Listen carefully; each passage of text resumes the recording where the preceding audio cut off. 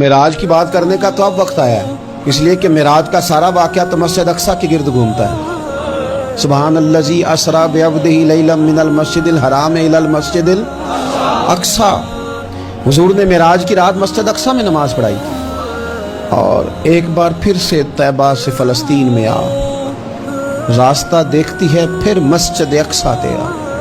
ایک بار حضور گئے تھے مکے سے مسجد اقصی، اور پھر حضور فرماتے ہیں جب میں واپس گیا نا تو کفار نے جو کہ مسجد اقصی دیکھی ہوئی تھی تو مجھ سے پوچھنا شروع کر دیا کہ مسجد اقصی کی کھڑکیاں کتنی ہیں، دروازے کتنے ہیں، پلر کتنے ہیں۔ جب انہوں نے سوال جواب کیے تو حضور فرماتے ہیں کہ رب کریم نے مسجد اقصی کو اٹھا کے میرے سامنے رکھ دیا۔ میں دیکھتا جاتا تھا، بتاتا جاتا تھا، کہہ لوں بات کر لوں۔ ایک دفعہ حضور مکے سے مسجد اقصی آئے اور ایک دفعہ مسجد اقصی میرے نبی کی زیارت کے لیے مکے گئی، حضور کی زیارت کے لیے مکہ شریف گئی۔ اور میرے نبی تو صرف کسی چیز کی طرف ایک دفعہ دیکھ لیں تو وہاں رحمت کے پھول کھلتے ہیں۔ مسجد اقصی کی طرف منہ کر کے 17 مہینے میرے نبی نے نماز پڑھی ہے۔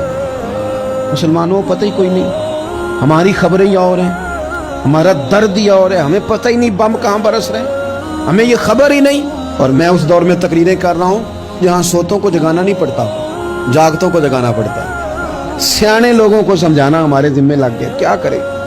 اس قوم کو سکھانا پڑتا ہے جسے پتہ سارا ہے لیکن جان بوجھ کے آنکھیں ہماری بند ہیں۔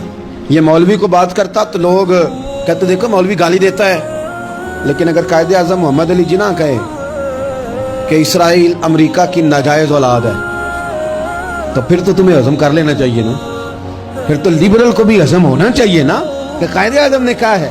اور اس ناجائز بچے کو تم نے اتنی طاقتیں دے دی کہ وہ مسلمانوں کے قبلہ اول میں نماز پڑھنے والوں کو بھی نہ بخشے۔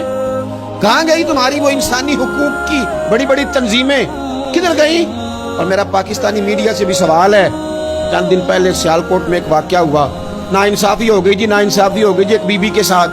ہر بندے نے شور مچایا، بڑے بڑے طوفان اٹھتے ہیں، کیوں ہوا جی کیوں ہوا؟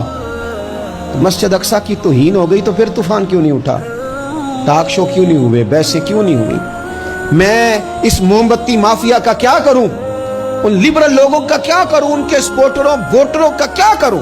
ان سیاسی جماعتوں کے کارکنوں کو کیا نام دوں کہ جو ان فضول بحثوں میں تو وقت ضائع کرتے ہیں؟ اور وہ مسجد اقصی جس کے بارے میں میرے نبی پاک صلی اللہ علیہ وسلم سے ایک صحابیہ نے پوچھا تھا، یا رسول اللہ مسجد اقصی میں نماز پڑھنا کتنا کو بہتر ہے باقی نمازوں کے مقابلے میں؟ تو حضور نے فرمایا 1000 گنا بہتر ہے۔ بی بی عرض کرنے لگی سونیا میں جا تو نہیں سکتی، دل بڑا کرتا ہے۔ حضور نے فرمایا جا نہیں سکتی تو وہاں تیل ہی بھجوا دے، جس میں حاضری لگوانے کی حضور بات کریں جس مسجد میں۔ اور نبی پاک علیہ السلام نے فرمایا خاص کر کے سفر کرنا ہوا تو 3 مسجدوں کے لیے کرنا، ایک مسجد حرام بیت اللہ کے لیے، ایک مسجد نبوی کے لیے اور تیسرا مسجد اقصی کے لیے۔